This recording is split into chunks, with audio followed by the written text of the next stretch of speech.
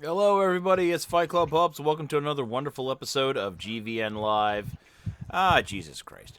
There we go. Discord's broken. There we go. Yay!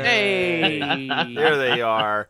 We got there. Yep. So anyway, thank you for joining us on this episode of GVN Live. We were sorry that we missed the last episode. A couple of people weren't feeling good.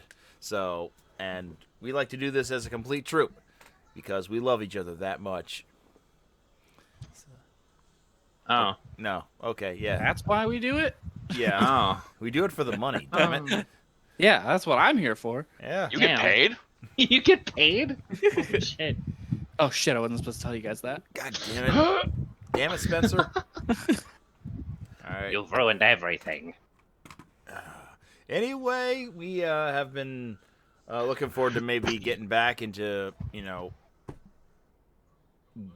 podcasty form for a while now. I mean, we're not really sticking to our schedule like we said we would, but we're gonna try and make up for it with at least bringing our energy to it. So the things that we're gonna be talking Look, about man, tonight, I didn't promise anybody anything. I don't know what you're talking about. It's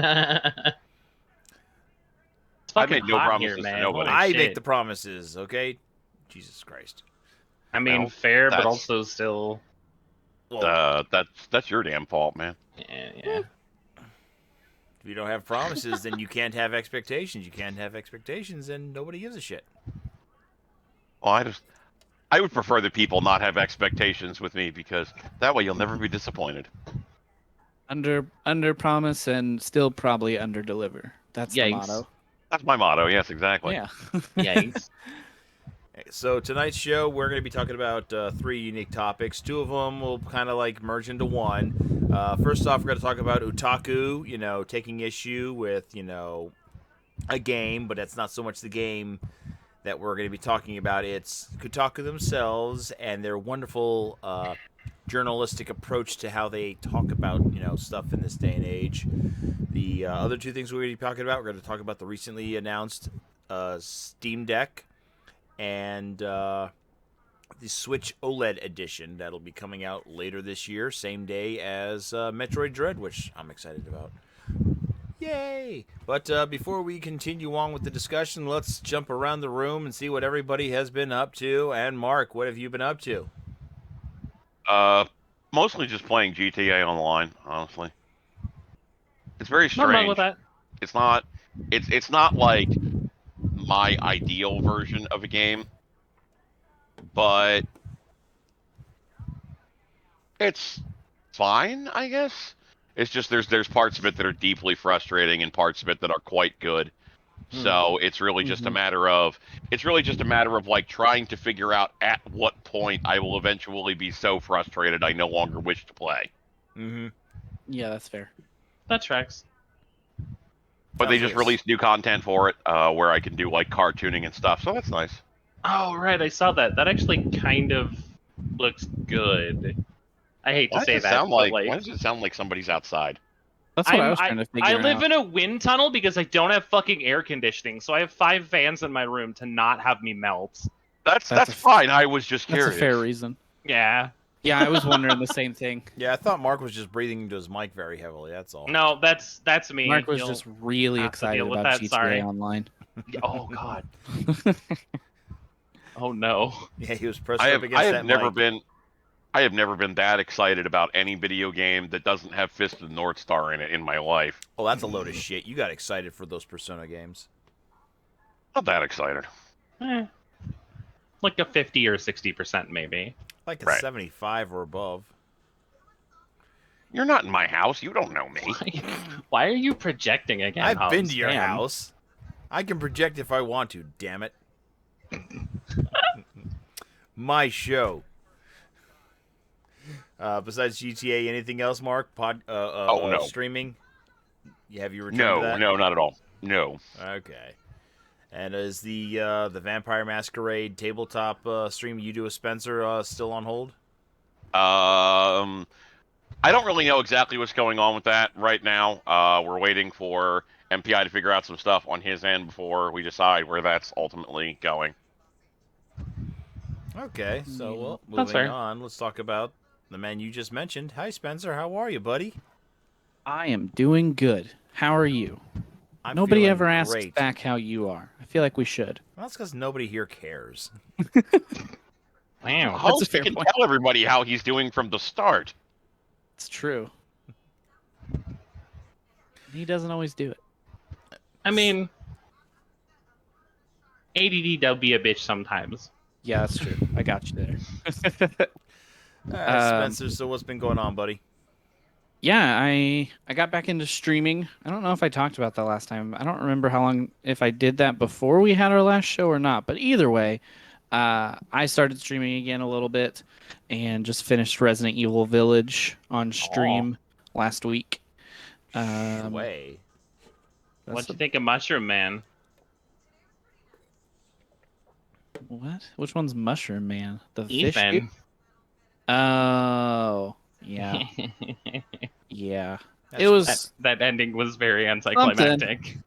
Yeah, I kind of felt that way too. I thought the last boss fight felt like the whole thing was anticlimactic. I was like, Yep. this is like the most basic boss fight I feel like I've ever had in a Resident Evil game. I like Like, the have you played idea Resident of Evil like 3 the Remake addition yet? of darkness, but Yeah, like it was cool, but it was definitely like on the lower end of boss fights in that series. But the overall game was good. I liked it. It's I think it's pretty high up there in my Resident Evil games that I've enjoyed. Have you had a chance to play and beat Resident Evil 3 Remake yet? Yes, I did that last year. Oh, did you play it last year? I don't know. I didn't recall you ever playing it, but yeah, I would say that the Yeah. Nemesis was a pretty easy final boss. Yeah, that wasn't too bad. This one was just it felt like there should have been more to the character. Like I felt like the Mother biggest Miranda?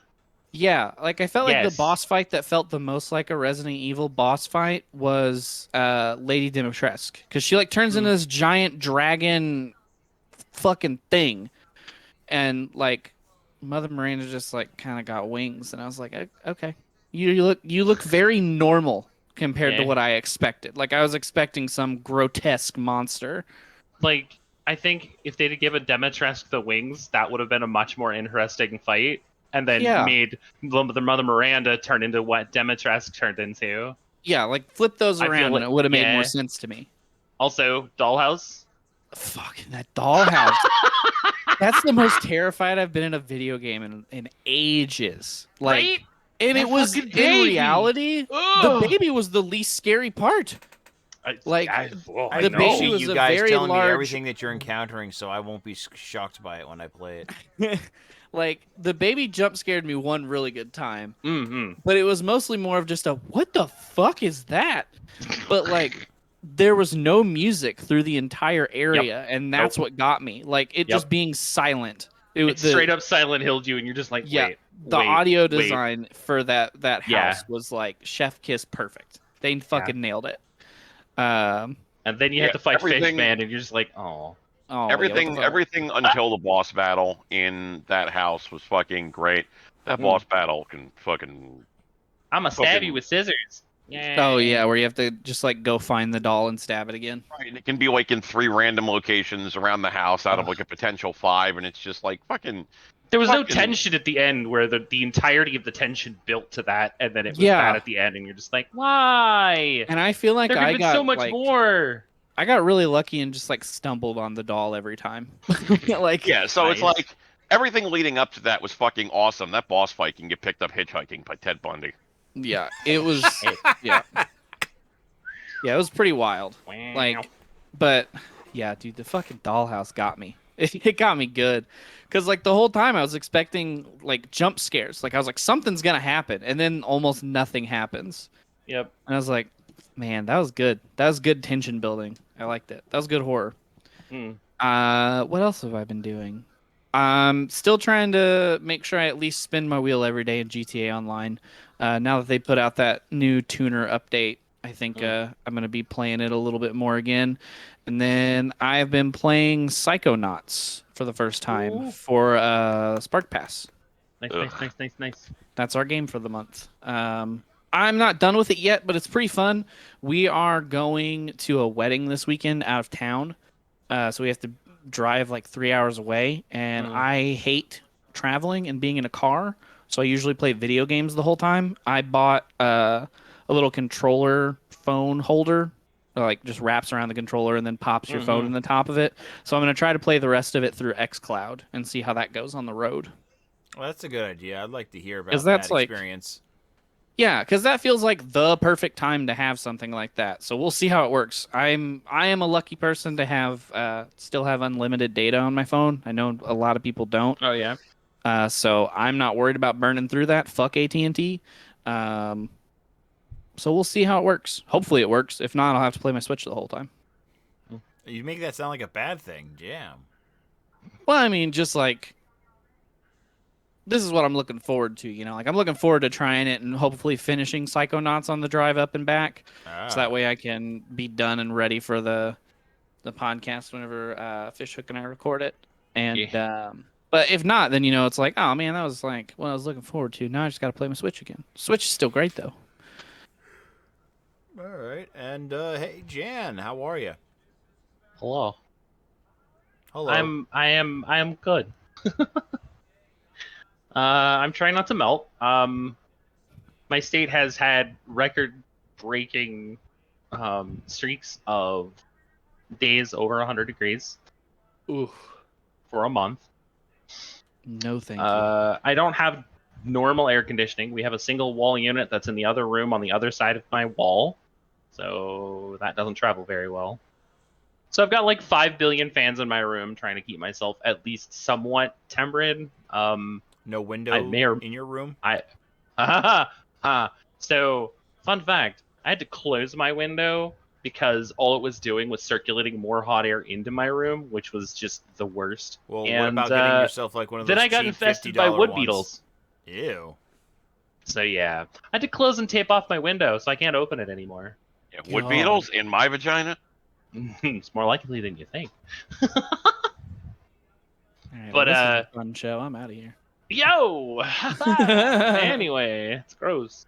But no, so I pretty much can't open my window. It sucks. But I've got enough. I've got 3 big fans. I've got a small fan, and then I've got like an air cooler that's evaporative, so I can like put ice water in it, and it actually kind of helps keep me cool all day. That's interesting. So I'm not dying, but I'm pretty sure I had heat exhaustion yesterday, so that was fun. Yeah. Anyway, other than that, I don't know. I'm playing WoW again because the new Stuff. patch hit. Well, no, the new patch hit for the Torghast raid, and it's not terrible. Plus, the story is really the only thing keeping me playing that game. Which I guess is nice considering the fact that 14 is almost impossible to fucking log into right now. Mm-hmm. That's a whole goddamn debacle right there. 14 has fucking exploded. Three or four big YouTubers slash like Twitch streamers have all moved from WoW to 14, and they took a large chunk of each of their communities with them. So, like, literally every server in the game is barred or, like, locked from being able to create new characters right now because there's just massive influx of new players. And all give of them the... 2 weeks, then they'll stop playing. This has been going on for 3, so that's not happening anytime soon. The normal length of time is like a month for people to try like an MMO, so... It's Asmongold. I don't think that's happening anytime soon. Asmongold means what to me? He's one of the most prolific WoW streamers on Twitch right now. He moved to 14 and is part of the reason why the 14 community is kind of upset, but is also bursting at the seams right now. Seems like the perfect time to try WoW again. Then. I'm just waiting for the new class on Black Desert Online to unlock, but whatever. I'm just waiting for more stuff in Rise. Me and some friends and one of my mods have been playing Monster Hunter Stories 2. That's a nice distraction. I'm actually really enjoying it. We just unlocked flying, so that's nice. God, what's the way doing? Really not much. It's mostly just been Oh, right. I'm trying to learn WeCross. Um, I really don't know how that's going to go well, considering the fact that I have to use the ancient Cockrus fucking UI, which, if you know anything about card games, is like going back to an abusive relationship because the sex is good. Um, so we'll see how that works out. But it's supposed to be getting an English release in October, so that'll be interesting. And they're starting on like the Diva arc, so I'm definitely interested in getting back into like card games again for the first time in like a decade because I'm an old jaded Magic player, so what can I do? I haven't played Magic the Gathering in about 15 years, so I okay. mean, I play Arena now, but I don't have to worry about paper, but I'm gonna have to worry about paper for this one because yeah. Anyway, how you doing, Hubs? Hi, What you been Jan. up to? Well, I started playing a couple of games. I went back to Monster Hunter World. I've been playing on the PS4 for a little bit. I actually didn't real. I just realized I actually never beat the story of Iceborne on the PS4, so I'm gonna do that. And Oh. just going back and enjoying the world because there's just a lot more to do in that game than there is in Rise. Just pretty much waiting for new content to come in Rise, like you. I started playing Resident Evil 2. I got my GeForce 3080 a couple weeks ago, and that was one of the games I tried out, and I was just like, "Holy shit, this game looks amazing!" That HDR does really good with the lighting in that game too. It makes the atmosphere just so much more like just welcoming, I guess. I also started playing, and I caved in because I actually realized that Ubisoft are a bunch of dickheads. That I started playing Watchdog Legions. I originally wanted to play this game last year, but well, the bundles that they had with the Nvidia 380s ran out because I think that was with the initial patch, and the one I got didn't have that. But what I discovered is apparently Ubisoft stopped releasing their games on Steam about several months ago, about a year ago it looks like, and they release them exclusively through their Uplay service and through Epic Game Store. And you damn well know I'm not downloading Epic Game Store, so I ended up installing Uplay on my PC, and it takes forever to boot up. That tracks. Ugh. Yes. Yeah. Oh. But Uplay is not. What's that? Uplay has always had a consistency issue where some games load really well, other games are just like, nope, I'm gonna take 20 minutes. Good luck. Yeah, like when I try to boot up Watch Dogs, like every time, like after the splash screen goes away, after sitting there for like 2 minutes, then it's just like there's nothing on your screen but your desktop for like another 2 minutes, and then the game suddenly decides to pop up as you're opening up your task manager to find out if the game is even still running. Yep.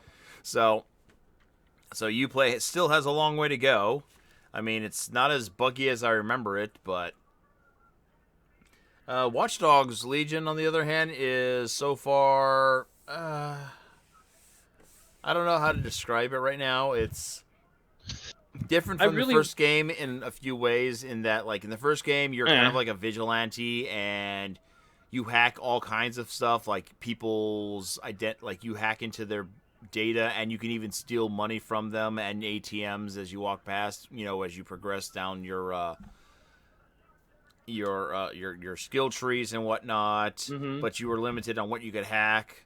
It seemed like the majority of what you could hack was mostly computers and roads and traffic lights and some stuff in buildings. In here, they changed things around because now the storyline revolves around you being a part of DedSect, which is an underground like agency now tasked with like trying to restore the world order after you guys were framed for something, for bombings of London. And I like the London setting, by the way, a lot.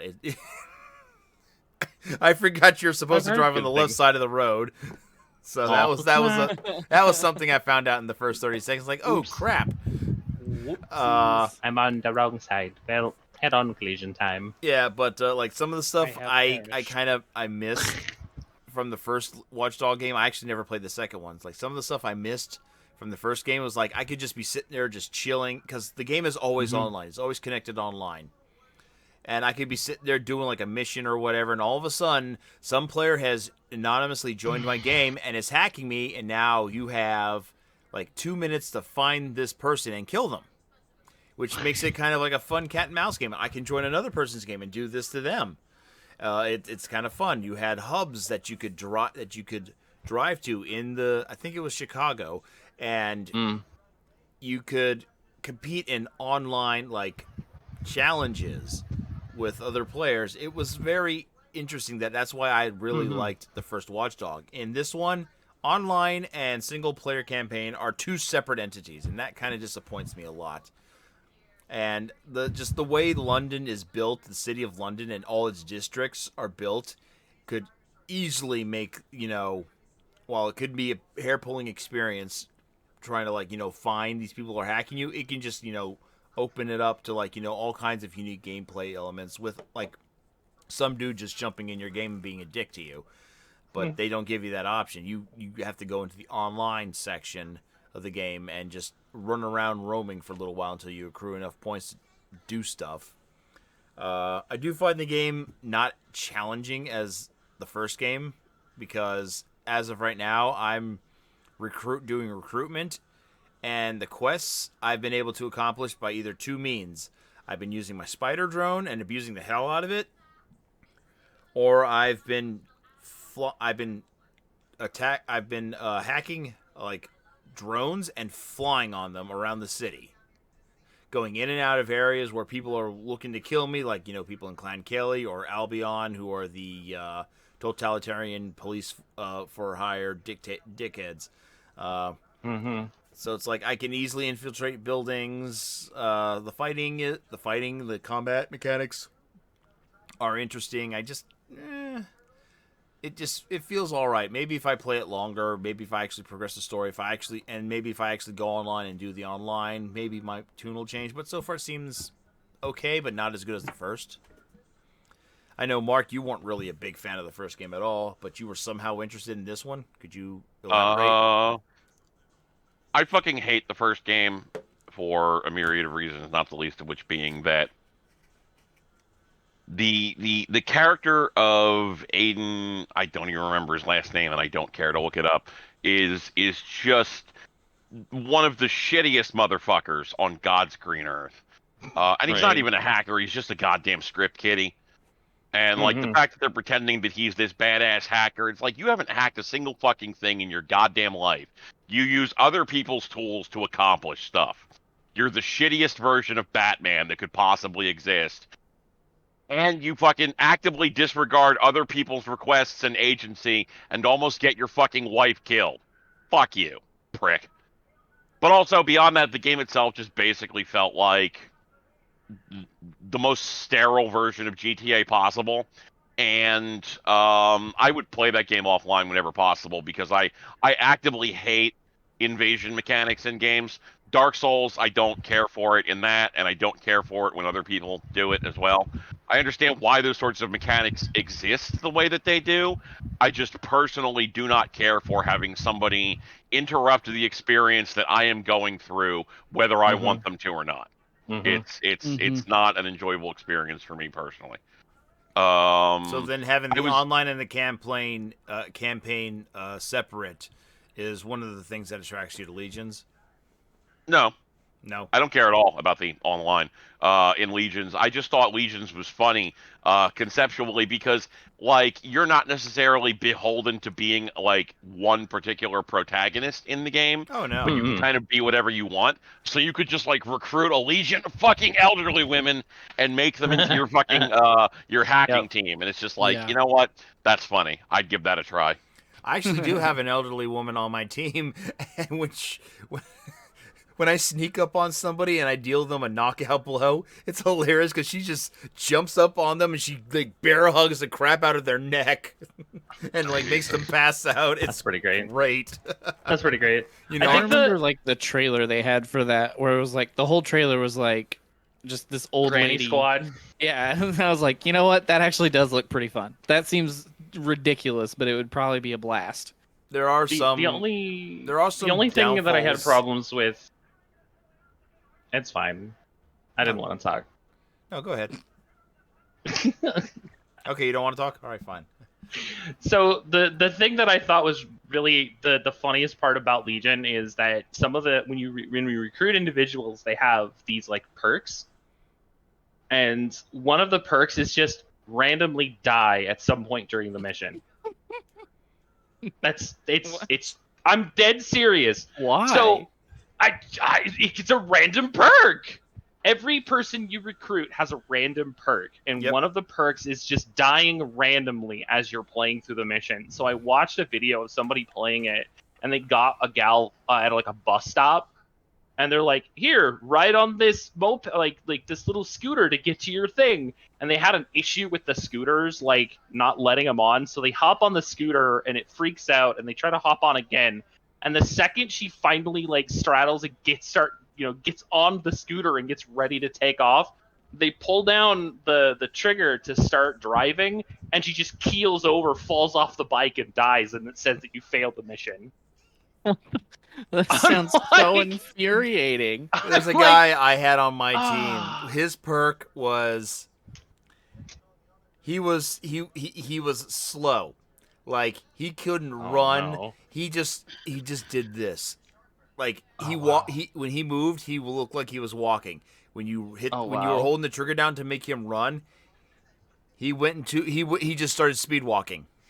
But he was like some old dude who was like apparently some coroner, and but he had also one of the coolest ways of knocking people out when you come at them from behind. He actually had some kind of like shock device attached to his hand, so he just walks up, touches them by the neck, and zaps them, and they pass out.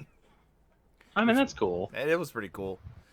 I don't know. Problem I'm just was, so I imagining, I couldn't outrun like people with guns to save my life, so he ended up getting killed. Right. I'm Shame just that. imagining like getting to the end of like a difficult mission or like going through a boss fight and like getting right to the end and that character having their random perk of dying and failing the mission, and like I would be so fucking angry. That reminds me of how many times people had issues when the new expansion for Destiny 2 launched, and they were finishing up the first new raid. They finally killed the boss, and as soon as they killed the boss, they all had a disconnect error right as they were looting. Oh my god. And then they came back and the loot wasn't there, so they had to like petition Bungie to be like, "Hey, so we have video proof we killed the boss. Can we have our stuff?" Yeah, like- can we get some shit out of it? Yeah, I don't know whatever happened to that, but that was just like, oh, come on.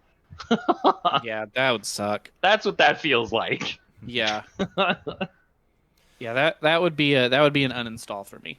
I'd be like, yeah, I'm done here. Yep. All right. Well, that's enough about me. So let's move on to our fun topics of discussion, and we're gonna let Mark have the floor and talk about the first topic. Tell us, Mark, what is it about Kotaku you're having an issue with?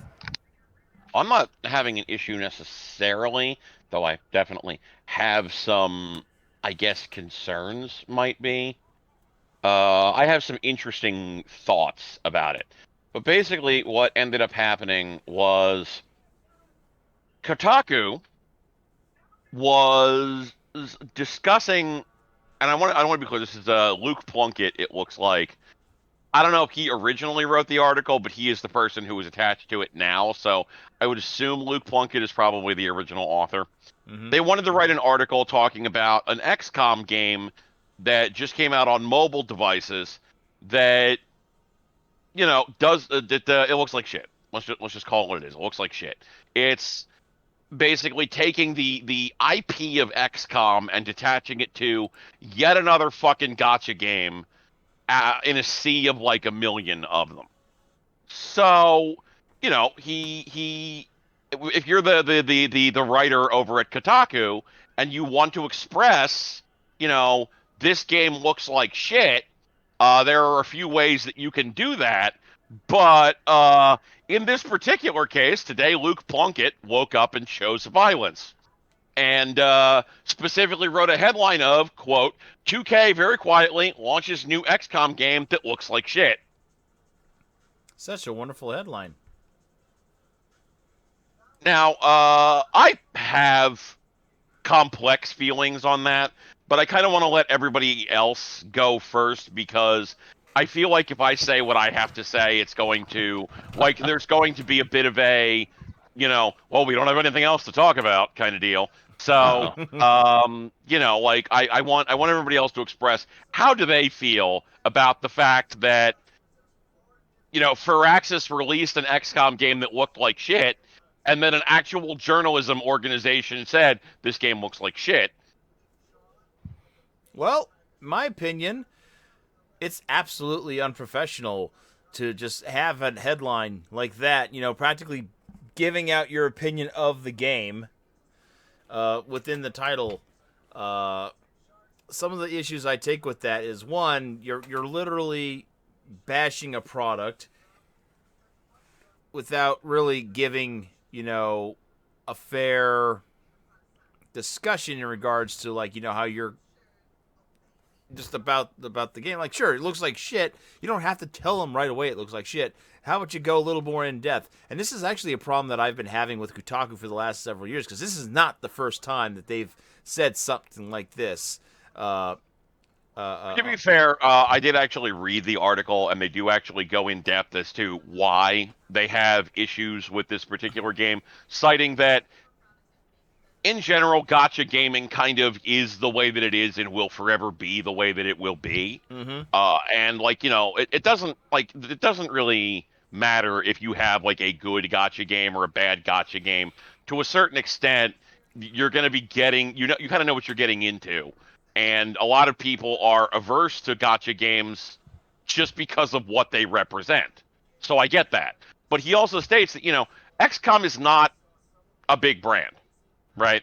It's not like a particularly huge moneymaker in terms of brand names. So attaching something to the XCOM brand that is in no way an XCOM game, it's more like a tactical Overwatch than it is proper XCOM, is very frustrating to the writer in question.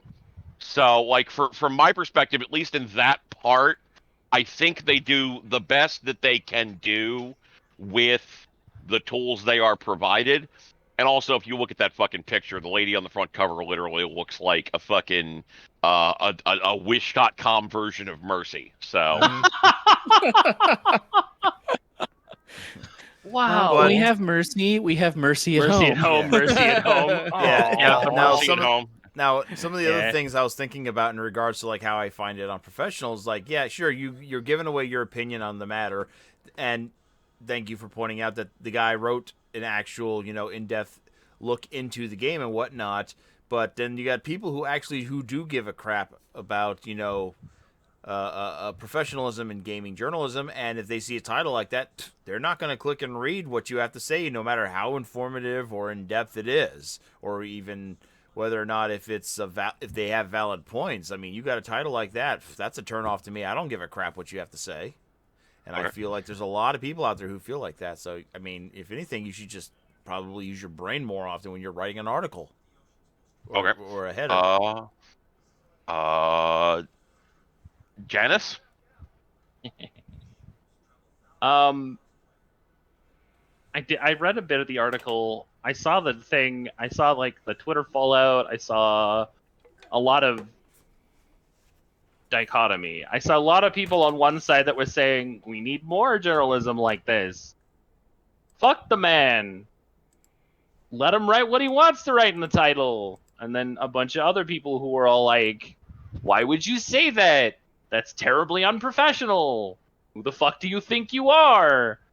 So it was really interesting to like see that happening in real time this afternoon. A lot of my friends who and for those of you that know me, like tactical RPGs are kind of like my like main go-to like stress reliever. They're like one of my favorite genres. I love the concept of just being able to take the turn but have the strategy of where things are going to be on the map be like part of the actual combat, like that shit is golden. And if it's done right, it's gonna be a really good game because, as we all know, that's probably the core mechanic of the entire game. When I saw that it was both a gacha and a mobile game, I was just like, this is sad. I'm sad. This game is sad. I don't know why they decided that this was a good idea, as well as an idea that they decided that this was they were going to release it and how they were going to release it. Because I'm pretty sure this was just a shadow drop. I don't think these guys even like mentioned anything at all that they were going to be releasing this game on mobile the way they did. They pretty much were just like, "Oh, hey, by the way, here you go." It's being released piecemeal to a couple of territories, probably to see what the reception is Yeah. before they try doing a mass release. That's understandable. I feel like a lot of games that have had longevity, especially in the gacha market, do it. So I feel like that's like industry standard for gacha games these days. Try it in one or two regions, see how the people like it. If it looks like it's going to actually hold up, release it globally as like a global client, have it patch in, have like events occur at the same time, sort of stuff. But like that works when there's like waifus involved and are games that have art that people are actually interested in having some form of stock in. You know, that they're willing to actually spend the money to get those characters. Yes, you're buying JPEGs, I don't care. Or that they're associated with a name brand that has notable characters. Exactly. So to basically be like, we're doing an XCOM gotcha. I would like you to name a single notable XCOM character. Thank you. That snake lady. Yeah. That doesn't Snake fucking lady. help. The one that was voiced by Deanna Troy in 2. What's her name though? What's her fucking name? You don't remember shit, do you? I mean, I'd still fuck the snake lady, probably. I mean, you know, something. I'm about not a being furry, wrapped she up, just you has know. nice tits. Yeah, snake tits, always positive. Yeah, that's true. That probably wouldn't feel very good, actually. I rescind my initial offer to have sex with the snake lady. Sorry if Yeah. you're watching the snake lady. I've rescinded my offer. We could have had something good, but you got weird tits. Poor Anyway. snake lady. Snake mammal. Wait, what? Tits are tits. I mean, Live birth no snakes. complaints. Oh no. But honestly, like, should they have written it the way they did? Probably not. Am I happy that they wrote it that way? Kinda. I think I laughed, and then I was like, wait, hold on, I shouldn't be laughing. All right. MPI. So what's interesting to me about this is if you go actually on the website, the headline for it is 2K launch XCOM game that looks nothing like XCOM.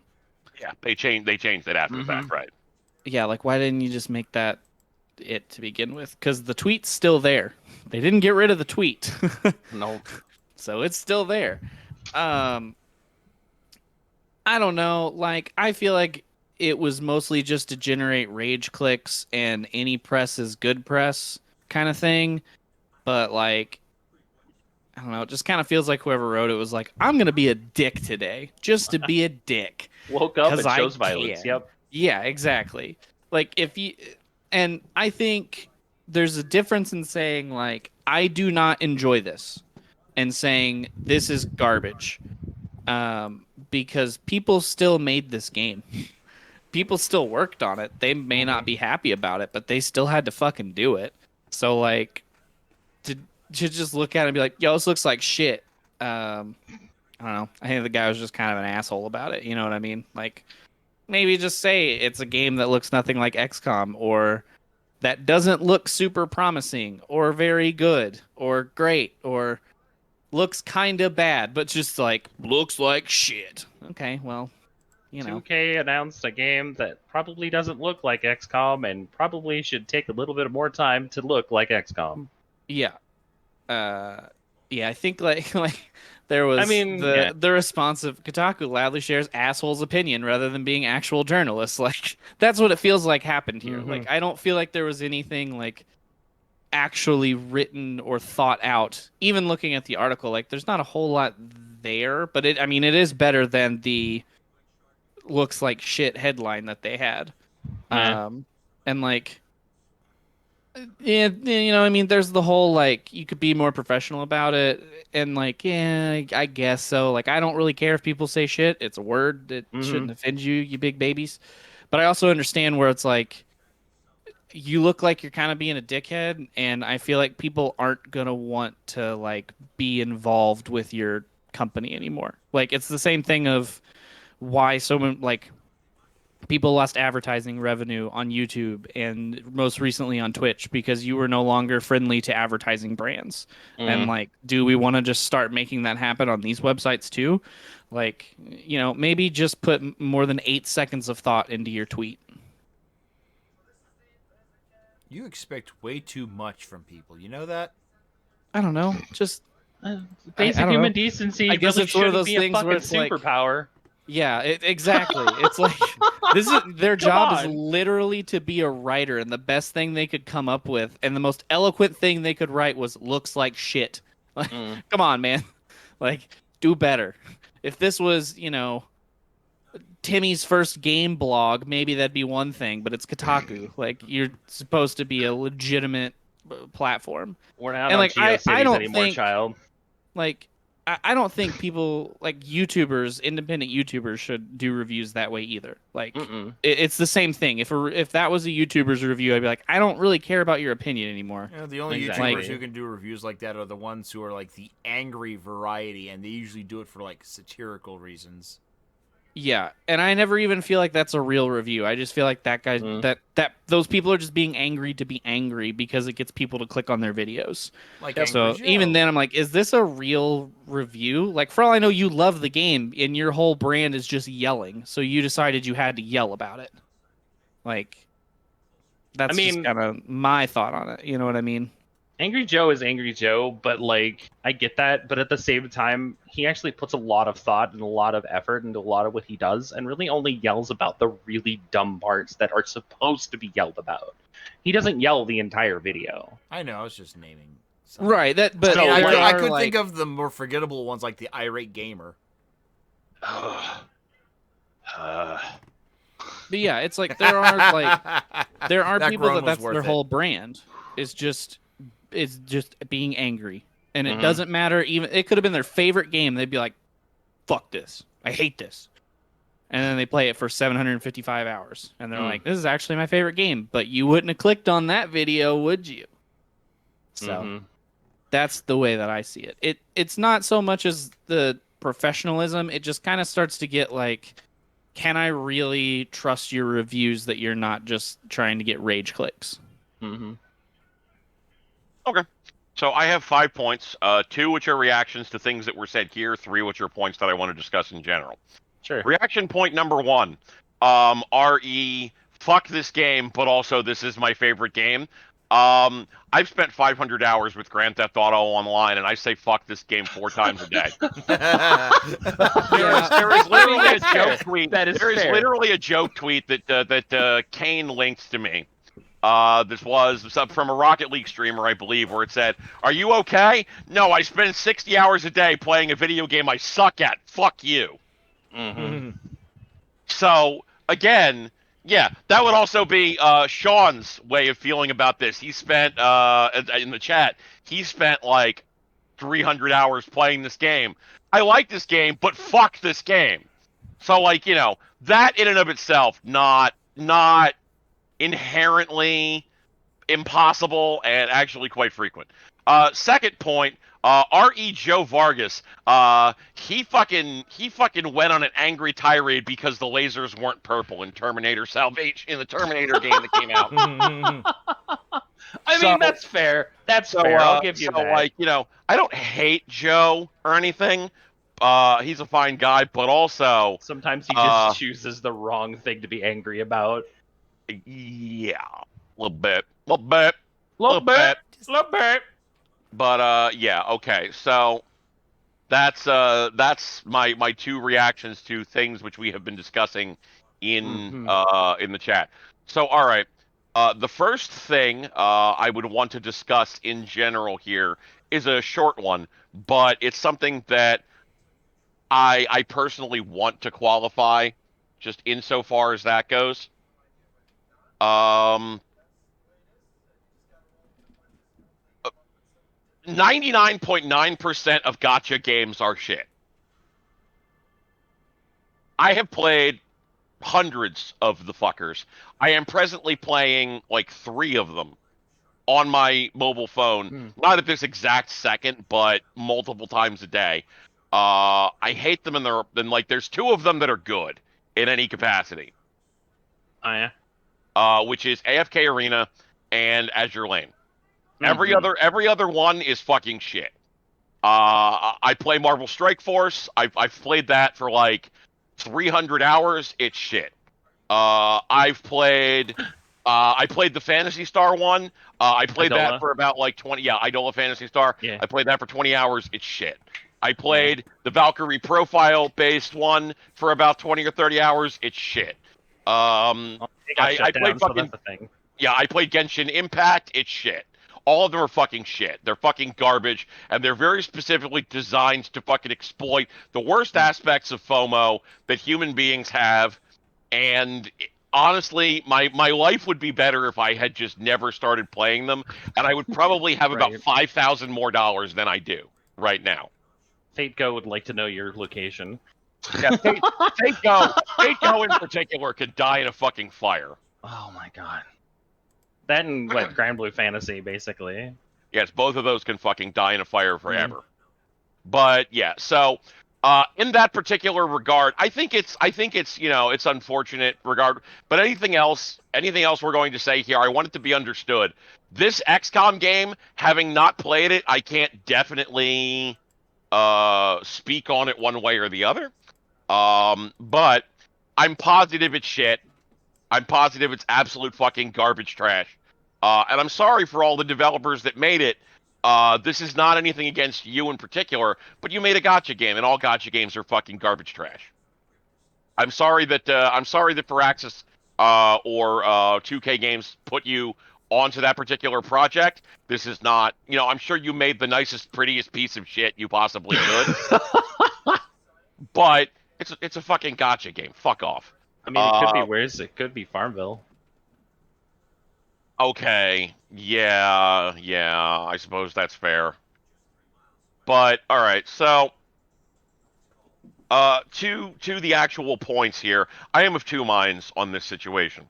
Mhm. On the first part of it, I agree. Professionalism is a very important part of how people do things with game journalism.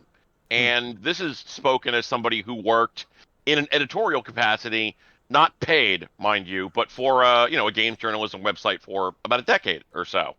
We had one person on our staff who, in the process of attempting to get across their frustration with a game, wanted to wanted to say something that was, like this particular sequence of events was really onerous, and the game was expecting you to do more because, like, fuck you.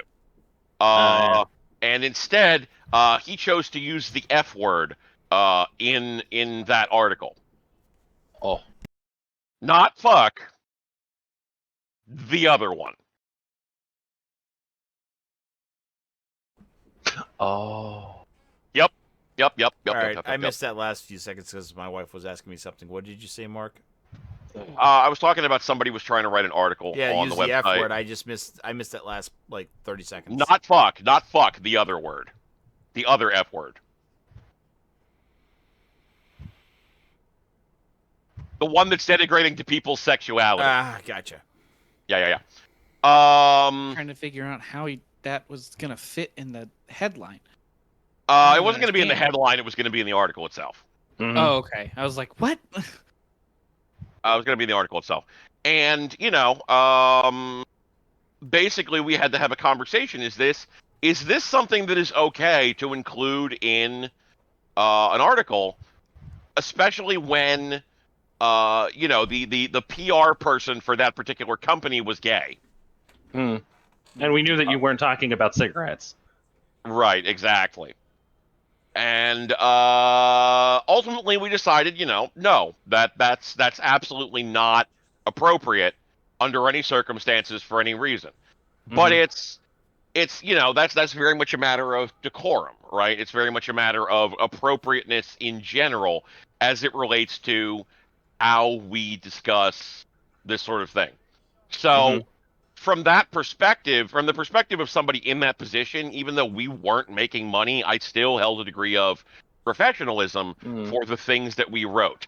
And that part of me is very much like, towards the end of my time working for the site, I would directly incorporate less and less profanity into my articles, into my reviews, into anything that I wrote, really, because from a professionalism perspective, I felt that it was not appropriate. So, from that perspective, when I see something like this, it's deeply frustrating to me because yeah, as a multi-million dollar organization yourself in Kotaku, you probably should not be saying things like that. Mm-mm. But Oh, here we go. then we come to the other side of the problem, which is um why why should we hold Kotaku to standards that nobody else is really being held to, and that when Kotaku does obey those standards, they get fucked on anyway? Mm. So this is a two-sided question. So let's start with the first aspect of it is we are only holding Kotaku to these standards. Um, Joe Vargas gets review copies for video games. Yahtzee Croshaw gets review copies for games. Mhm. Uh, there are several other like YouTubers who get review copies of games who say just awful fucking shit about these games. And game companies do nothing. They do nothing. They do nothing about it. Why is it okay for like PewDiePie to say fuck this game and still continue to get stuff from publishers and developers and whatnot, but we have a problem when Kotaku does it? And I'm not saying that either should necessarily be allowed to, Mm. but why do video game companies specifically have lower expectations for YouTube influencers than they do for the journalists involved here? Why is that a thing? Why are we allowing that? Why is that okay? In a fair and just world, those companies would be saying, "No, you can't say my game fucking sucks a fat dick." I saw you put your hand up, Robert, but I gave time. I just want to get I my know. my piece out here, and then we'll go into it Mm. from there. Um, so why is that okay for those people to say those things those way? But then the other aspect of it that frustrates me on a different level is um so Kotaku is the company who has been permanently blacklisted by Bethesda because they did some investigative journalism and found out that Fallout 76 would be set. No, I'm sorry, Fallout 4 would be set in Boston. They were permanently blackballed because they fucking looked up an advertising like an advertisement asking for people for an acting gig, like something that anybody could find on Google. They did this and they reported on it and they got permanently blackballed. They've been permanently blackballed by multiple other companies for the most mundane of things, like shit that as a company they should be doing. Why should Luke Plunkett respect any of these publishers? And I mean, again, at the end of the day, he's ultimately saying, this isn't in that article. He's saying like this isn't the fault of the people who developed this game. This is 100% a 2K decision that this game came out the way that it did.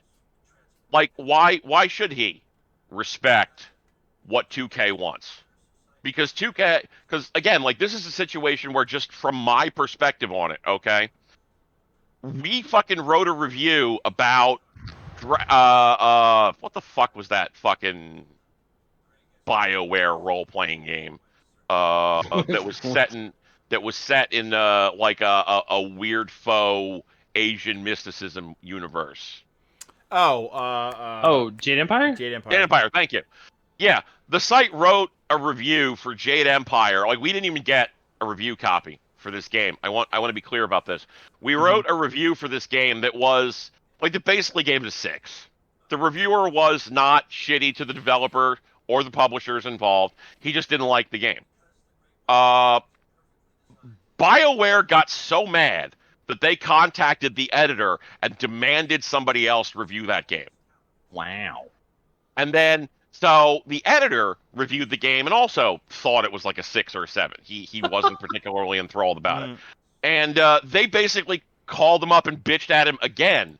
Like they called him on the phone and bitched at him because 2 people reviewed this game and thought it was a 6. Oh man. Why would I possibly have any fucking respect for BioWare after that? Right. You know? Why am I going to have respect for EA when they took Dead Space, forced it into a box it didn't fit in, killed the entire development house surrounding it, and now are rebooting it? Why should we respect these fucking video game companies? Why should we fucking respect EA? Why should we fucking respect 2K Games when they take a brand that we love and they bolt it onto a shitty gacha title? Activision. Yeah. And it's at the end of the day, I don't have an answer to that question. I don't. And if you disagree with me, that's totally fine, right? Like different people have different feelings on it. I totally understand. It's just I'm at the point in my life where it's like I've been fucking treated like shit by video game companies enough. I don't fucking care if they get respected or not. Individual developers and publishers absolutely deserve to be treated with respect, right? Like I think New Blood at this point has shown that they are deserving of respect. Individual people working on these games are deserving of respect. But this is absolutely a decision made by 2K that the people involved in developing probably weren't thrilled about being attached to in any way, shape, or form. I mean, so that whole thing kind of feels like what ended up happening with Cyberpunk too. I'm just putting that out there. Right. So ultimately, at the end of the day, it's a hard question. There's a lot of hard questions that are coming out of this. I don't honestly know how I feel about any of it, but there's a lot of interesting thought involved, I think, as far as that goes. And I think that any opinion is ultimately going to be the right one so long as you believe in it, you're passionate about it, and you're, invested into it.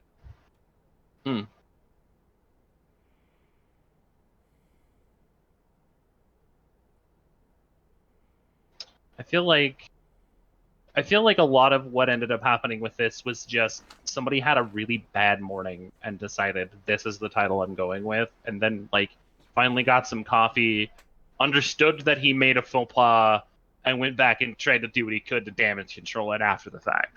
Not to say that that doesn't happen in normal business or normal life, all the time, but at the same time, there are some professions that are forward facing, like journalism. And if you say it once, it's on the internet forever. And so now you have to find a way to damage control that for weeks, months even, depending on what your faux pas was, You fuck it up, you fuck it up. That's just how it goes, right? You can't really control that unless you're the one actually physically controlling what you're typing the first time. And a lot of times you get people that are just like, like you, Mark. Like, you know what? I've been shit on enough by these companies. Like, why should I? Why should I respect them? What's really keeping me from not just ass blasting these guys and basically saying, "Yep, don't care. It's a piece of shit. Can't stop me." Yeah, I mean, ultimately, at the end of the day, um, it's also very possible, I think, or very, it's also very possible that this could have been like some kind of a planned fucking scenario as far as that goes, whereby, I and mean, I don't know yeah. what's going on in Luke Plunkett's head as far as that sort of thing goes. Um, I don't know if he fucking woke up or if somebody else woke up and was involved in this and was like, you know what? I'm gonna say this because people are gonna fucking talk about it. We don't Hmm. know. Hmm. We don't know. I don't know what's in the fucking hearts of human beings. Is it possible that he just said this because he was like, man, fuck this game, I hate it? Maybe. Is it possible he said it because he was like, you know what, I bet this is gonna piss people off on the Twitter that I never fucking go on to and don't have to worry The about? Twitter, yeah. Maybe. I don't fucking know. I don't fucking know. I have no goddamn clue what the motivation here is, and I don't necessarily want to, Mm. ascribe values when I don't have a good say in it. Hmm. Um, but I definitely feel like this is a case where, regardless of what the ultimate intention was, Hmm. um,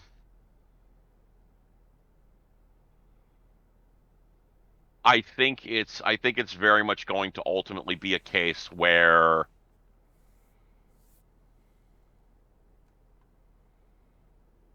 I don't really know where this is going. I don't think it's going to matter very much one way or the other in the grand Hmm. scheme of things. I think is the I real don't. thing to keep in mind here. Yeah, I don't think so either. I feel like the thought process behind it being like a trick to viral marketing, not just the article, but to re-energize or like refresh the amount of clicks going to Kotaku or even to the guy's Twitter. Um, I don't even know if Luke Plunkett's on Twitter, to be perfectly honest. I either way, the Kotaku Twitter and Baseline, you know. Oh yeah, it Um, fucking exploded. Which oh is yeah, also, I think, very interesting that there were a lot of people in the comments who were like, "Nah, fam, fuck these dickheads." And right. I That's what I think was that's saying earlier. It's just so crazy that you see like half the people are like, "Why did you say this? This was awful of you to say. Be more professional." And then you got another group of people, like the other half of the people are like, "Fucking let's go!" That was exactly what we needed today.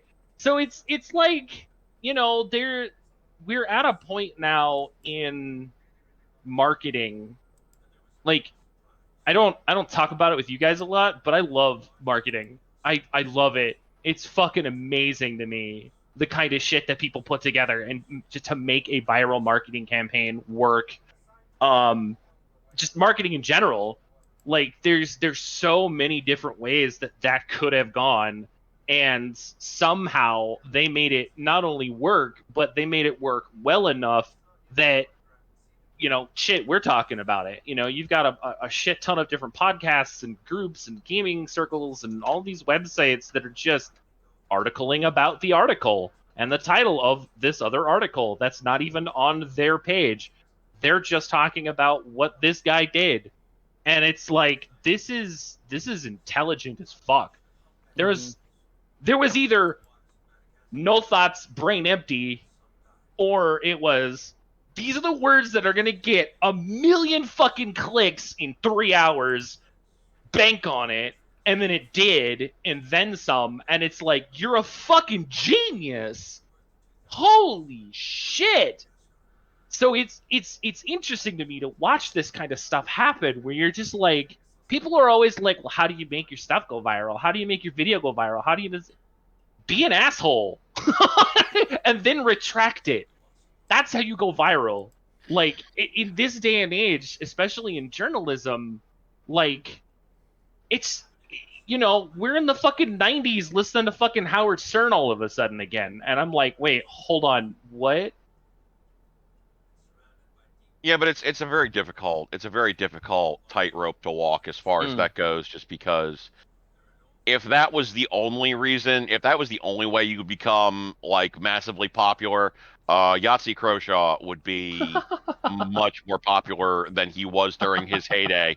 Oh, Uh, yeah. it's like people get desensitized to that shit as well, Mm-hmm. but also you can never stop doing it once you've started doing it. Mm-hmm. It's capitalism is bad actually, and Yeah. I will probably die on that hill because capitalism will not stop before I am dead. Mm. Yep. Yep. Hubs, you seem so I'm a little alive. tired. Yeah. You seem so alive. Long day. It was actually a very long day for me at work, to be truthfully honest, by myself, getting ready. Oh. Yeah, Plus, then you had your union meeting, so that sounds. yeah. So like, I'm getting a little beat, Yeah. but I'm gonna All truck right. on Well, through. So I mean, what else you got, Mark? That's all I got from that one.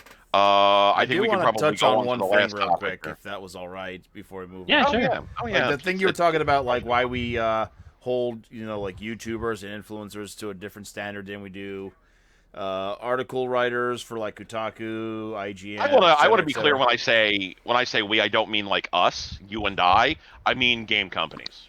Yeah, and the reason for that, the reason why they hold them to different standards is because of what each offers. Gaming journalists offer nothing in regards to game companies, whereas YouTubers, they can make the shittiest video possible on the planet, the most unprofessional, most lamest video possible. But if they got like 2 million views, that's nothing but a promotion for them.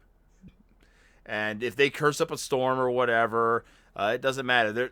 They're using them to sell a product. That's pretty much what it comes down to. Like these influencers, these YouTubers, Angry Joe can curse at Star Trek, the VR experience, nonstop for like a 2-hour video, and you know what? People are probably going to still end up getting it, just for the hell of it. But if you get a Kotaku article talking about how Star Trek, the VR experience was actually one of the lamest games they've ever played, I mean, it's not going to do anything other than just like hurt the ego of the game companies, to be truthfully honest. It doesn't really affect game sales that much. So it's like at this point, it seems like they would rather favor, video killed the radio star. Pretty much is how I can put it. Right, and I understand. I agree that that is the motivation behind it. I also think that motivation is dick, if that makes sense. Oh no, I agree. It's absolutely dick. So I mean, yeah, that's my thought on it. So. Anyway, let's move on before I fall asleep at the helm. I say, As you do. What's that? I said, as you do. Yeah, falling asleep while I. Yeah, pretty much. Yeah. Let's actually combine these two topics because actually a lot of people have been just taking jabs at Nintendo. Let's talk about the Steam Deck. We're going to talk about the Nintendo Switch OLED, and I've been saying it, and nobody wanted to believe me. No one wanted to listen to me. I've been saying it for 4.5 years now, and oh look, a slightly updated Switch model. It is not the Switch Pro that people have been bitching and whining and saying is coming for the last 4.5 years. Shocker. And let's be honest here. So far, the Switch OLED is a system that they just announced a couple weeks, 3 weeks ago or 2 weeks ago? 2 weeks, I think. Or 2 weeks, yeah. Yeah, about 2 weeks now, and pretty much all it is it comes in a nice shiny new shell, which I'm not gonna lie, it looks pretty good. It's got a screen that's only larger by about 0.8 inches than the original screen. No enhanced battery life. It does have larger storage in the system, which is the only, and it comes with an OLED screen, which is the only reason why the price point is about $100 or $50 more than what it normally is. And I mean, no word on that Joy-Con drift, eh, Nintendo? Oh, see, someone's paying attention. They don't like that, but I mean, there was a huge outrage over this, and I honestly don't understand it. You people have not apparently been paying attention to Nintendo's history when it comes to systems. I mean, you had the Game Boy, then you had the Game Boy Light, then you had the Game Boy Pocket, then you had the Game Boy Color, and then finally, their next-gen system, the Game Boy Advance. Then they had the Game Boy Advance SP. Then they had the Game Boy Advance Micro. Nintendo doesn't do hardware upgrades. They do tweaks. That is what they've always done. They do Tweaks. gimmicks. Just say what it is. They do gimmicks. They do gimmicks. And, sorry, little thing on the screen was driving me nuts. And I don't know why people keep buying into these bullcrap articles talking about, enhanced processors. The only thing that has been accurate is the fact that they got an OLED screen. That is the only report that has turned out to be accurate. If anything, these reports are nothing more than probably Nintendo researching resources for a potential next-gen system. And let's be honest, within 1 to 2 years after a system is launched is when the planning stages of a new next-gen console is usually going underway. So I don't know why people are thinking, it's going to be a big upgrade. Like, I mean, look, Nintendo is not Microsoft. Nintendo is not Sony. They're not going to release mid-lifespan like system upgrades like the series, like the Scorpion or the PS4 Pro or whatever. Nintendo does their own thing. They've been doing it for about 35 years now, and they're not going to stop anytime soon. So, I mean, and then now we have, of course, the thing that people are calling the real Switch Pro, which is Valve's Steam Deck, which is a handheld version of their old PCs that they tried to release about 5-6 years ago. But it's mobile, and apparently it has a dock itself. And apparently the big appeal to this is esports. And I don't think it's truly viable for esports because I don't see how it works. The model, the way the system looks, it looks very awkward with the placement of both the touchpads, the analog sticks, just the button that rolls layout. over the edge. Yeah, like everything about this just looks so uncomfortable. But then again, people thought the Wii U pad was uncomfortable, and I held that thing, and it felt fine in my hands. So, who knows? Now, the funny thing about the Steam Deck is that it does not come with Valve's Steam OS. It actually has Windows on there, and you can boot it into, Steam OS and all that wonderful stuff, which is okay, cool. Which is why you people are saying, okay, get this and, install Switch emulator, so you got a real Switch Pro. So let's... It runs on a program that is a light Linux that could emulate Windows. It is not actually so Windows. It's like a Wine Dex, Light. But, starts with an R. I can't remember what it's called right off the top of my head. I can't remember. But yeah, no, it is entirely plausible for you to flash it and install Windows on it, and Steam, in their FAQ, has said as much. They don't care. Because Nintendo, we know, has a very strict rule of how their proprietary operating system functions, and flashing a Switch is nigh impossible, if not fucking ridiculous to do. They welcome people to flash it and run their own operating systems on this device. Now, here's the thing. In regards to the Steam Deck, is anybody here even remotely interested in it? Because, quite frankly, I'm not.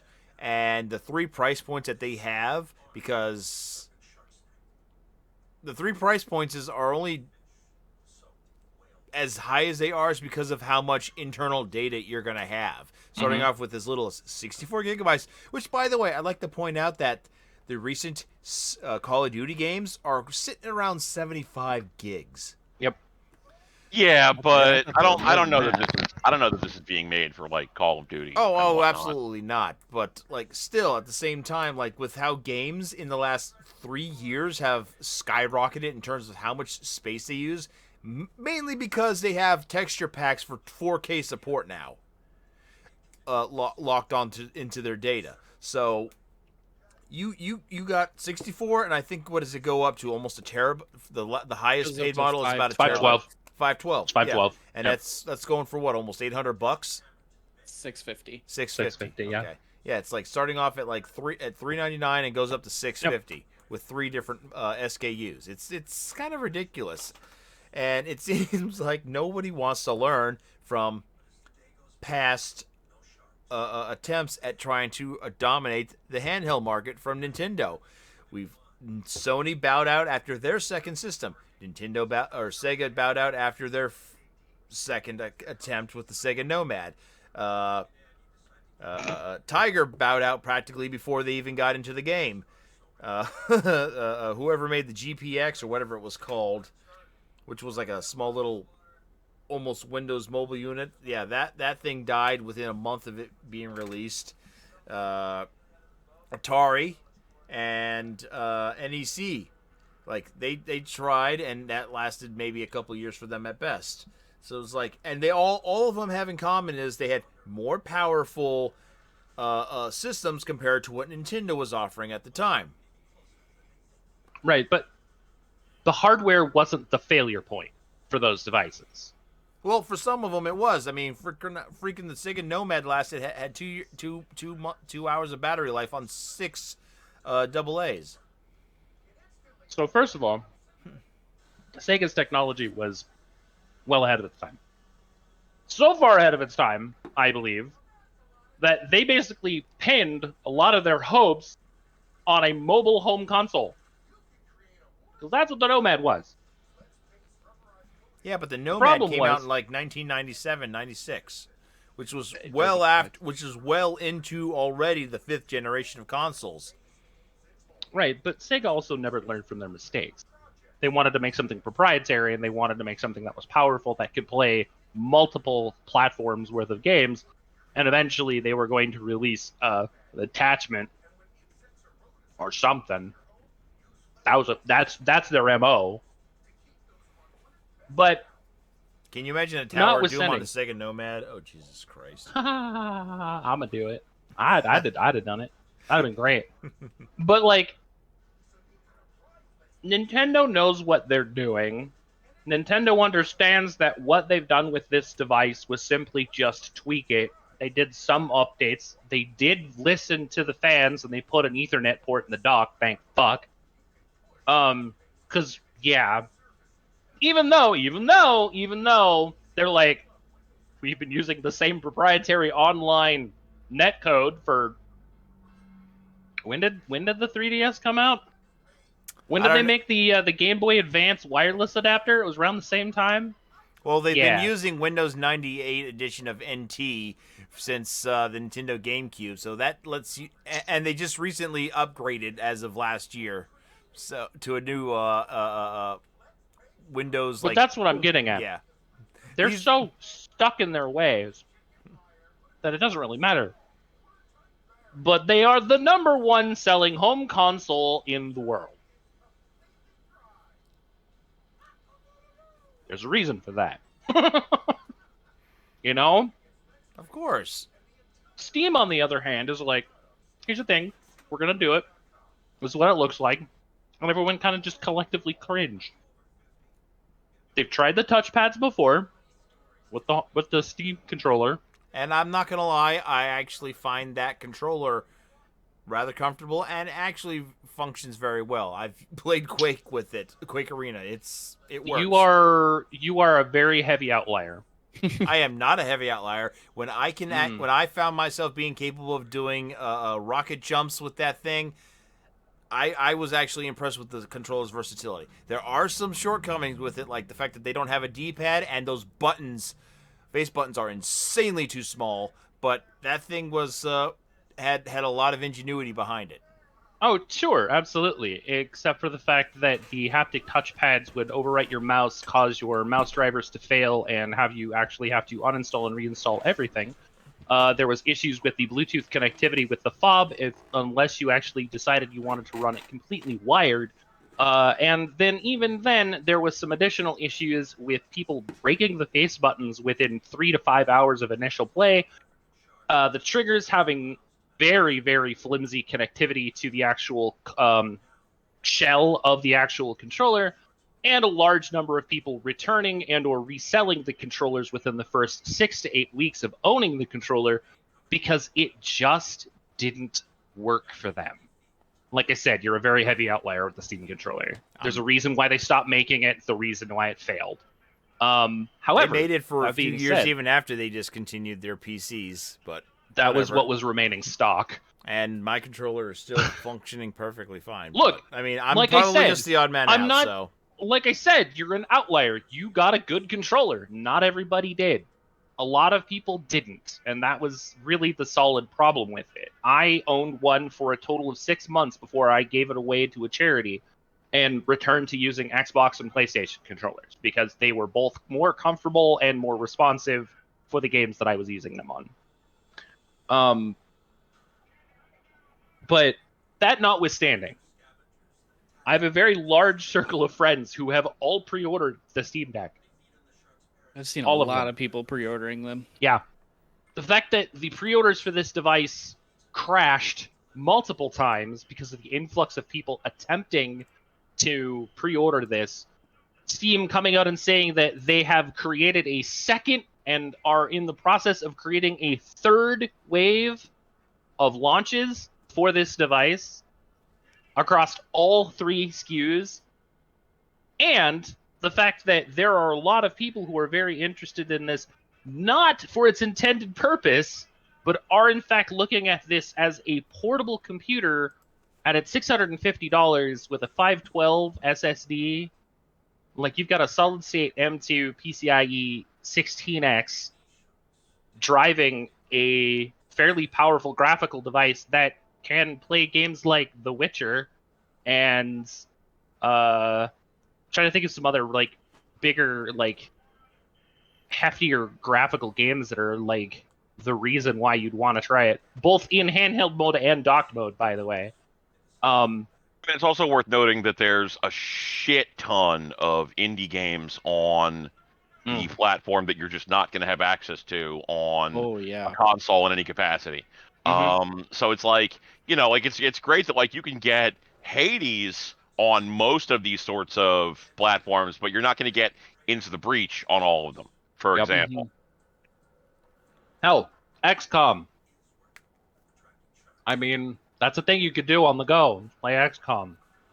It's a good crazy, version of but XCOM. actual XCOM. Modded XCOM, I might add. So it really begs the question, like, we basically have to see how this device actually runs. Mm-hmm. Is the hype really going to be worth it? Don't know. But there runs this really interesting concept between 3 big announcements that all kind of happened within a few days of each other. Nintendo announces an OLED Switch, which, I mean, if you play in handheld mode, great. That's actually an upgrade for you. 99% of the user base doesn't, so it really doesn't matter. That's a That's really more of a arbitrary push for number. Japan than it is for Yes. America. Yes, because Japan is Absolutely. a very Absolutely. big mobile country. Absolutely. Like 99% is arbitrary. That's not the number really, but you understand what I mean when I say it that way. More of the people across the globe tend to play it docked, whereas, as you do, market to your main access, which is of course Japan. Looking at you, Sega. Mobile is mobile is mobile. Everything's mobile. Everything is on the go.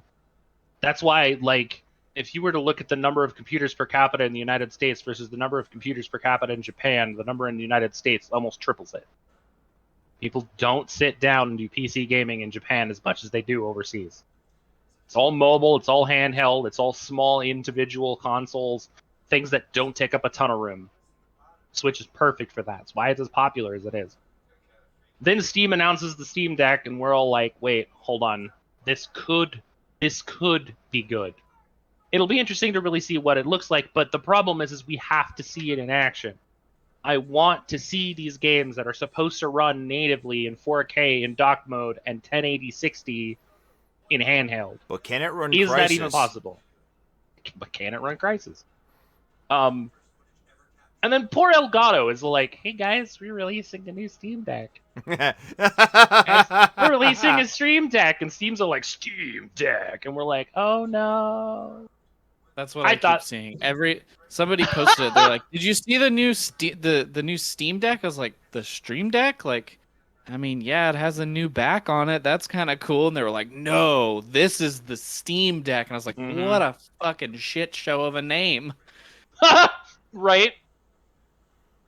So To be fair, though, Valve has had Steam out longer than than Elgato's Stream Deck, so that's on Yeah, that's but on you could have Elgato. called it the you could have Steam called it the Valve. Portable, the Steam Dock, You could have the called it the Valve. Valve, and it would have been fucking amazing. Holy shit! You would have tripled sales in the first hour. I'm not even Valve? joking. No. I The feel like Valve! somebody just like Yes. made a typo. Listen.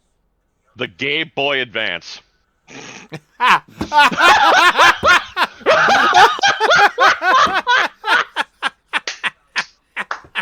Fucking clip it, ship it, send it. We're done.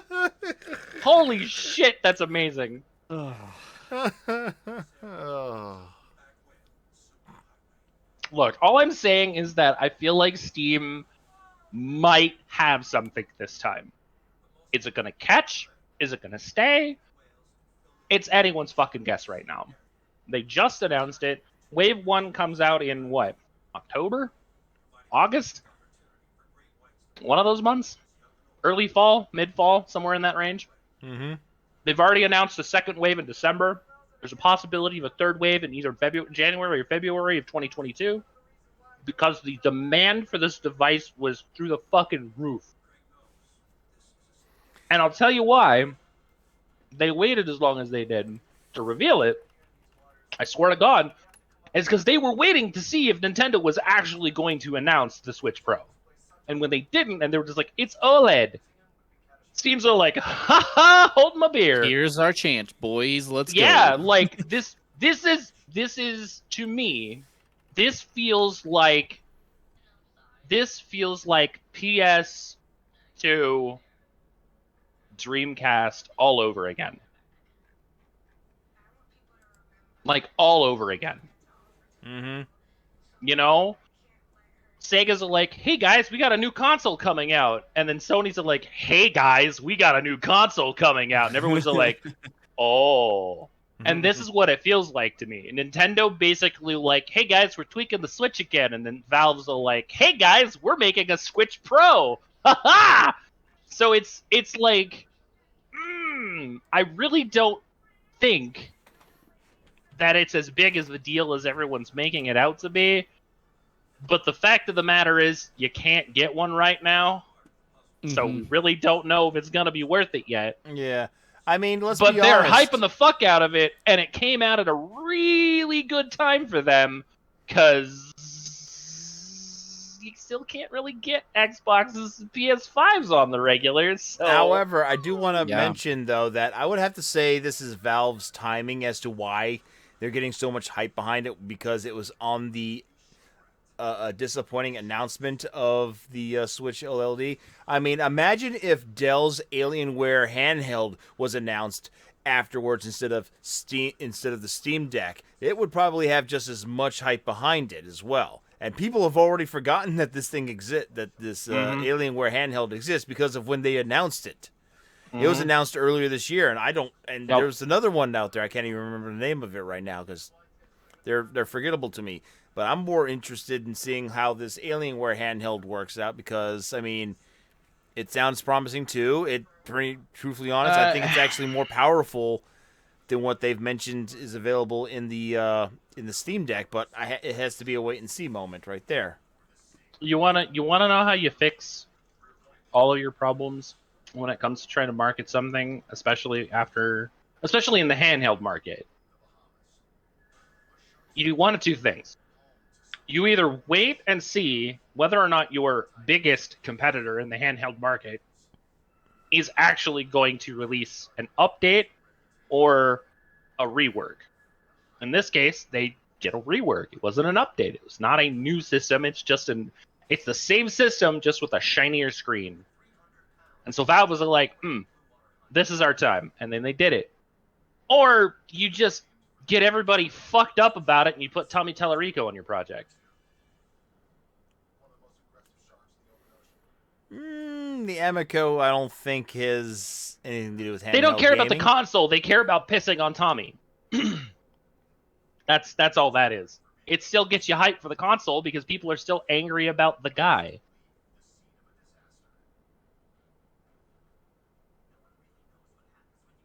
Not sure I'm connecting the dots here, but you'll have to explain that to me. The whole concept is you're either going to sink or you're going to swim. Okay. They swam. They didn't sink it. They didn't put some stupid name on it, or they didn't put some stupid flash up front to basically be like, hey guys, look who's going to help us promote this product. They just did it themselves, and they did it at the right time. You can't just expect a big name to just show up and be like, hey, T-Pain likes it, it'll be great. That's not how this works anymore. Okay. You know, I gotcha. 96 happened. They're calling you back for their shtick, and nobody gives a fuck. So I feel like the ideal time frame for what they did was smart. Whether or not this is a good idea, you know, form factor wise, we'll see. Alrighty. Well, let's end this little discussion with a little roundtable real quick of final thoughts. Let's start with you, Mark. Are you actually interested in any way, shape, or form about the Steam Deck? Maybe possibly buying one, or are you just gonna hold off and let it and see what happens? I hope it's successful, but it's just not a thing that I particularly would have any need for. Just because I don't really like go places, and don't need a portable gaming platform in that particular way. Like if I want to play PC games, I have a fucking heavily built gaming PC. I think there's definitely value in it, just not for people like me. So I hope it's successful, but I'm not particularly interested in having it. Mm-hmm. Okay, how about you, Spencer? Yeah, I'm kind of in the same boat. Like, it looks interesting, and I think it's cool because for a long time I've said if there was more handheld options, that would be good. Because Nintendo, especially when it was just the DS, there were a lot of games that it didn't get. So if you wanted a handheld console, it was like, well, it's only for some specific games. Is it really worth the money? Exactly. But having one that plays all the same games I have on Steam, like, okay, now I'm interested.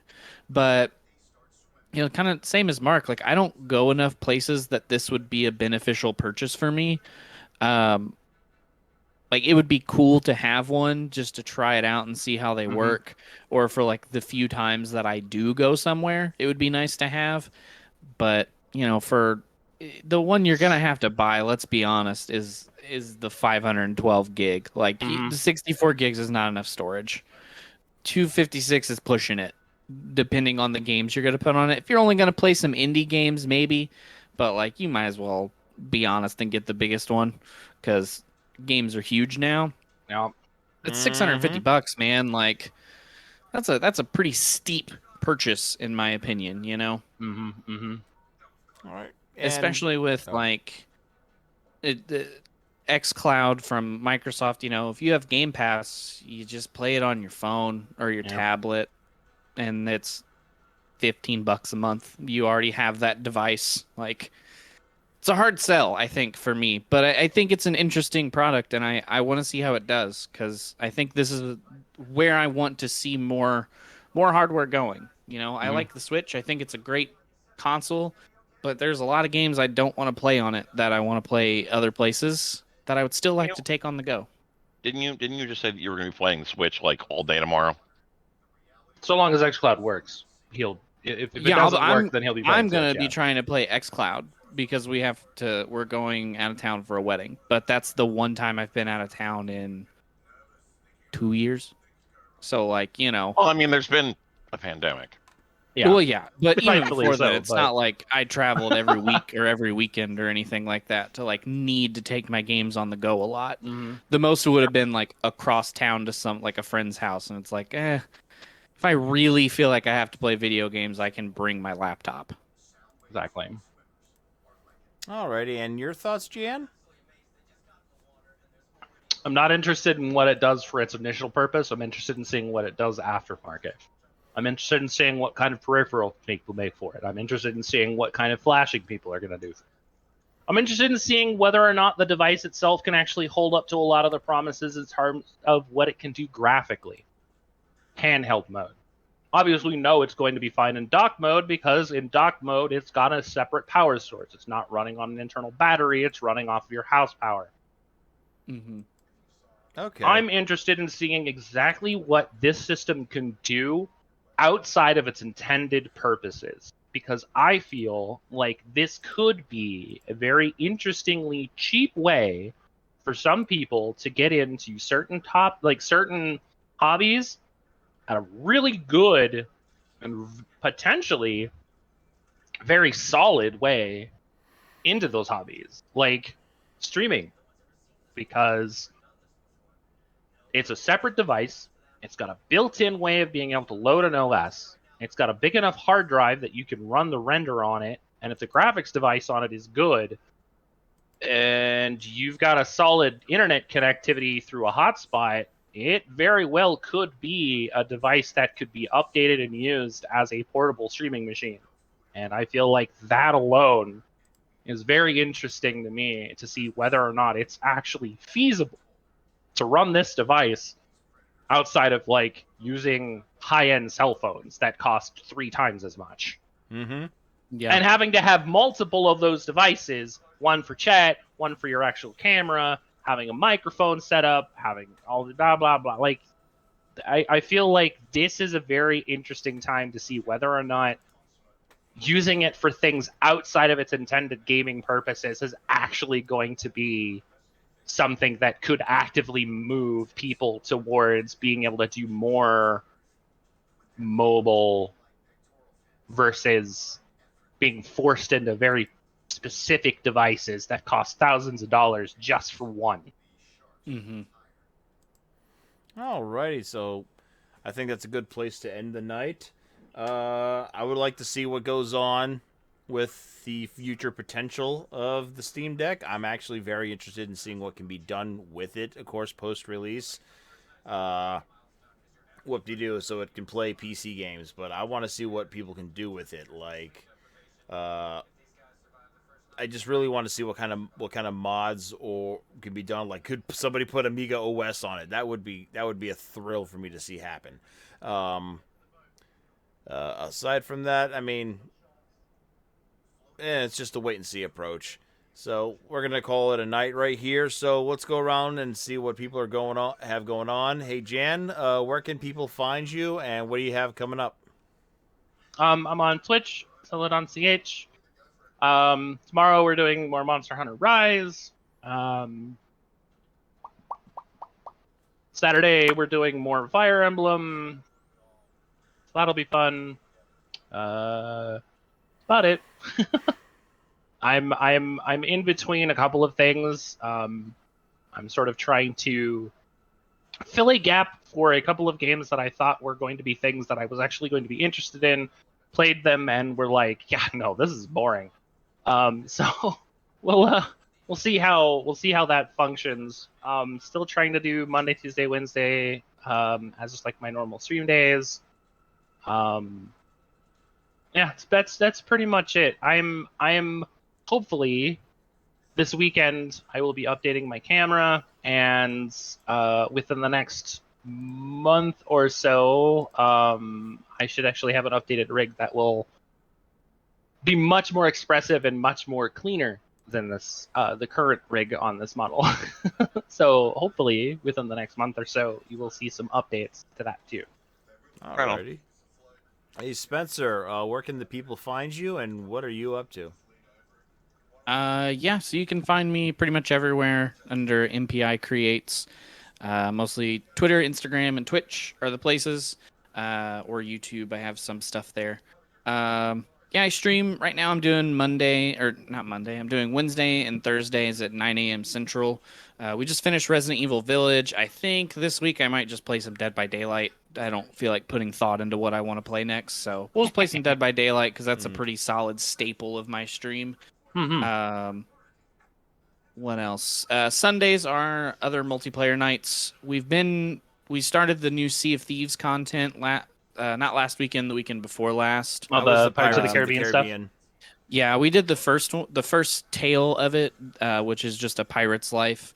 It was pretty cool. It's fun, and they've a lot of it is based on the actual like ride from Disney, Oh, and cool. all of the audio in it is the direct audio from the ride. That's actually Wow. cool. Yeah, like The it's revised the exact ride or the recording. original? I want to say the current ride, so probably Okay. revised. I could be wrong. I've never been to Disney. I just know that part. Other than Well, it's that, got Depp in it, right? So Yes. then yeah, it's the updated ride. No, it doesn't. It's the likeness. It's not I the thought- actual I thought Depp. they actually paid Johnny Depp to do the voice work for it. I think they have someone else doing it because Disney and Johnny Depp severed ties.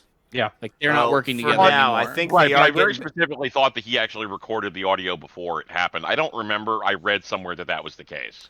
Yeah. I do I I might didn't believe. look I don't into it. I do believe know. Disney and him are trying to reconnect because the whole Amber Heard thing has pretty much gone to the wayside at the time being. Because I think they're trying to get him to do another movie, but I'll have to double check. It's not actually his voice, despite the uncanny similarity. Mm-hmm. Okay. So, unfortunately, no, it's not. But if we didn't tell you that, you wouldn't know the difference. The voice actor is spot on.